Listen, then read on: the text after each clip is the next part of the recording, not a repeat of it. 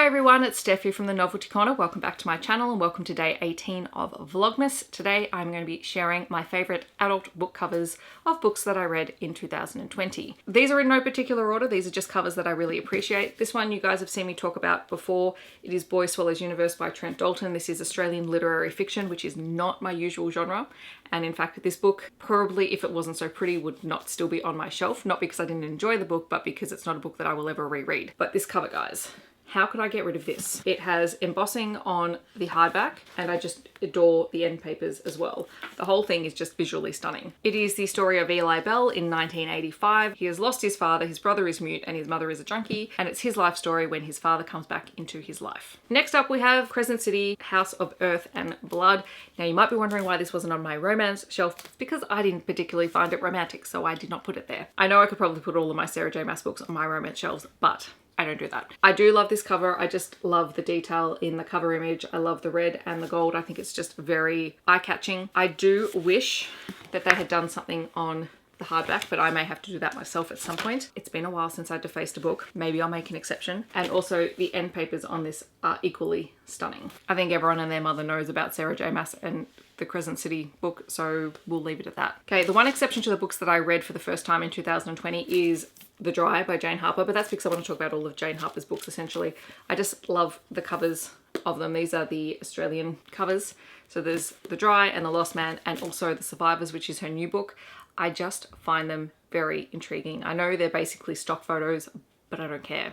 They just make the book look really appealing. I think it's the color choices and the way the typeface is put on it. I know it's very crime mystery by the airport kind of covers, but they do that for a reason. They're eye-catching. Then I have The 10,000 Doors of January by Alex E. Harrow. This is a historical magical realism story with portal doorways. It was a gorgeous, very slow-paced, immersive kind of story, but I adore this cover with the door handle and the flowers surrounding it. It's all just very mysterious. I also wanted to include The Midnight Bargain by C.L. Polk, which is a review copy that I read a couple of months ago. It's one of those books that ultimately it probably wasn't the best book for me, but the cover is just stunning. That's what attracted me to the book in the first place. Again, it's very reminiscent of The 10,000 Doors of January, just with the clock design and the floral, and that appeals to me. There's also Come Tumbling Down by Seanan McGuire, which was the most recent release in the Wayward Children series, which is her urban fantasy novella series with portal doorways about children who get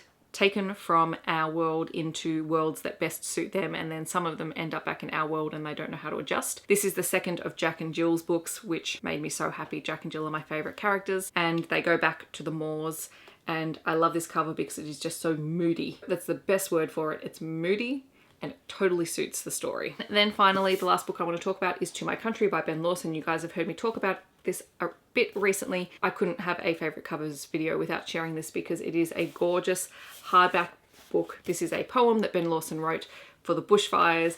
It is debossed. It has gorgeous artwork on the front. I mean, it's just a very nice looking book. It would make a perfect gift. But more than that, it is illustrated inside by Bruce Watley, who is one of my favourite children's illustrators, or just illustrators in general, and it's just a very stunning book to look at. So those are my favourite adult book covers of books that I read in 2020. Today I want to shout out Samantha from Books with Samantha.